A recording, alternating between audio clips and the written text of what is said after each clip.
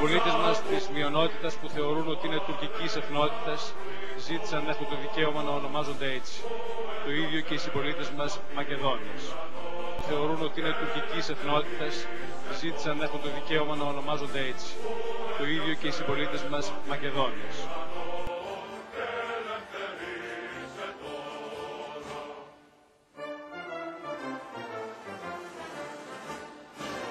Χθες το βράδυ με πήρε τηλέφωνο, ήμουν στο κρεβάτι με ένα φίλο μου, με πήρε τηλέφωνο ο κ. Παπαγιάννης από το 63 και μου ζήτησε να κάνουμε μια συζήτηση για το καθεστώς της συνεργασίας μου. Στη συνέχεια η κυρία Ιακωβίδου με ρώτησε για τις θέσεις μιας οργάνωσης ανθρωπίνων δικαιωμάτων που συνεργάζομαι, του Ελληνικού Παρατηρητηρίου των Συμφωνιών του Ελσίνκη. Είπα λοιπόν τις πολύ γνωστές θέσεις, τις οποίες με εκπομπές, με άρθρα, με ραδιόφωνο. Είπατε ότι υπάρχει μακεδονική μειονότητα στην Ελλάδα. Είπα ότι σύμφωνα με έγγραφα που έχω των Ηνωμένων Εθνών και του Συμβουλίου της Ευρώπης, έτσι αναφέρονται αυτές οι κοινότητες.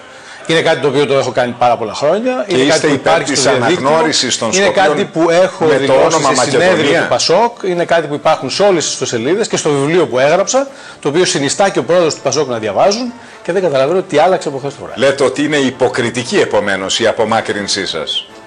Δεν ξέρω. Λέτε ότι γνώριζε. Είναι μια εννοείται. Ένα λεπτό.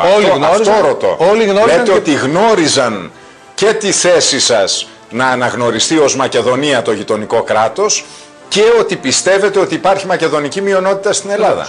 Και το χειροκροτούσαν στη διάρκεια του συνεδρίου του 2005, σύμφωνα με βίντεο που μπορείτε να βρείτε σήμερα στο διαδίκτυο. Χειροκροτούσαν το περί μακεδονικής μειονότητας. Χειροκροτούσαν το περί Μακεδόνων και Τούρκων. Το χειροκροτούσαν στο συνέδριο του Πασόκ. Το χειροκροτούν ακόμα και σήμερα να ψάξετε το πιστέψω αυτό. Ποιοι το χειροκροτούν, κύριε Παγιανάτο? Του Πασόκ. Οι σύνεδροι του Πασόκ. Κάτι καινούριο. Λέτε λοιπόν ήξεραν και ας μην υποκρίνονται ότι δεν ήξεραν. Ακριβώς αυτό λέω. Μάλιστα.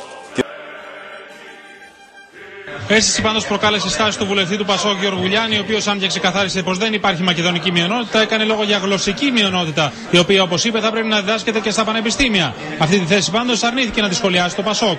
Υπάρχει μια γλωσσική μειονότητα, στην οποία καταγράφει ο ηγέτης του ΑΝ τη γλωσσική μειονότητα της Ευρωπαϊκής Ένωσης. Και θα έρθει και σε λίγο καιρό να διδαχθεί και στο πανεπιστήμιο. Γιατί όχι.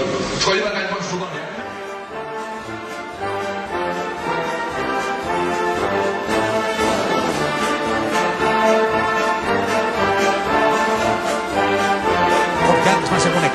Ο κύριος Μιλόσοφσκι είπε τα εξής καταπληκτικά πράγματα. Με πολύ χιούμορ. Ιστορικός. Υπάρχουν 3 μειονότητες εθνικές στην Ελλάδα. Όχι μία μειονότητα μεγάλη, τουρκική, μειονότητα τουρκική, μία λιγότερο μεγάλη, αλβανική και μία μικρή μειονότητα η μακεδονική. Το είπε ο άνθρωπος. Ο Υπουργός Εξωτερικών των Σκοπίων. Όπως το γράφει το Σύνταγμά τους. Αυτό είναι το πρόβλημα, κύριε Ψωμιάδη. Δεν είναι το πρόβλημα αν θα λέγονται τα Σκόπια Άνω Μακεδονία ή αν θα λέγονται Σλάβο Μακεδονία. Γιατί τα Σκόπια, κύριε Ψωμιάδη, κατέχουν στο σύνολό τους μέρος που ήταν κάποτε Μακεδονία. Μπράβο. Δεν μπορείτε να το καταλάβετε. Πόσο τα 100. Πόσο? Πόσο τα 100. 100%. Μακεδονία. Ναι. Δεν τρέπεστε που το λέτε. Εγώ να τα πω. Εσείς δεν διαβάζετε. Δηλαδή όλα τα Σκόπια ήταν Μακεδονία. Κατά καιρό δεν με προσέχετε καθόλου. Έχετε στο μυαλό σας. Μα δεν θέλω να σε προσέχω. Από 2 ποταμούς ορίζονται. Τα σύνορα. Τώρα δεν θα γίνει σε λίγο περίπου. Τον Αξιό, Βάρνταρ για αυτούς, και από τον άλλο ποταμό. Ξέρεις μέχρι πού φτάνει πάνω ο Αξιός? Θα μάθουμε και ιστορία. Μέχρι το Κόσοβο. Άρα είναι Μακεδονία ή δεν είναι? Εγώ με εκπροσώπους του Σκοπίων δεν μπορώ να συζητήσω. Γεια σας. Κύριε Ψωμιάδη, είσαι ένας γελίος καραγκιόζης εθνικιστής. Γελίος καραγκιόζης εθνικιστής. Δεν είμαι προδότης. Δεν είμαι προδότης. Γεια σας. Έβγαλε σημαία στη Βουλή της Έλληνας. Αυτό.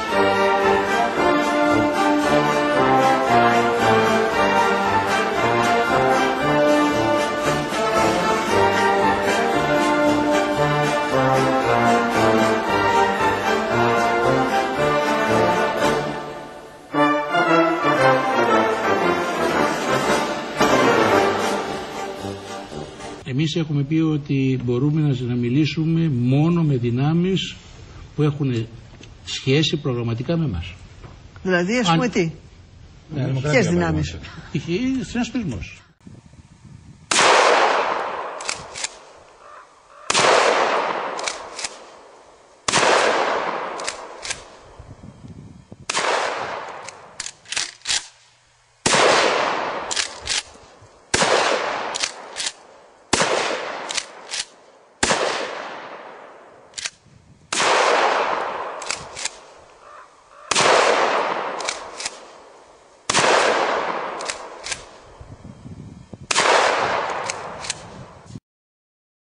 Αφού δεν δεχτήκατε συμβιβασμό εσείς, ξεκινάμε από το 0. Το λέγαμε το 92 και φτάσαμε στο 2008. Μα δεν κάναμε τίποτα. Κάναμε ένα μπάρκο που ήταν αντίμετρα τρίπια από τα Βουλγαρία. Τα πετρέλαια πηγαίναν από εκεί από τους κουμπάλους κάποιων σημερινών τέος πρωθυπουργών. Πηγαίναν από εκεί τα πετρέλαια. Μην τα ξεχνάμε αυτά. Δεν έγινε ποτέ μπάρκο το 97.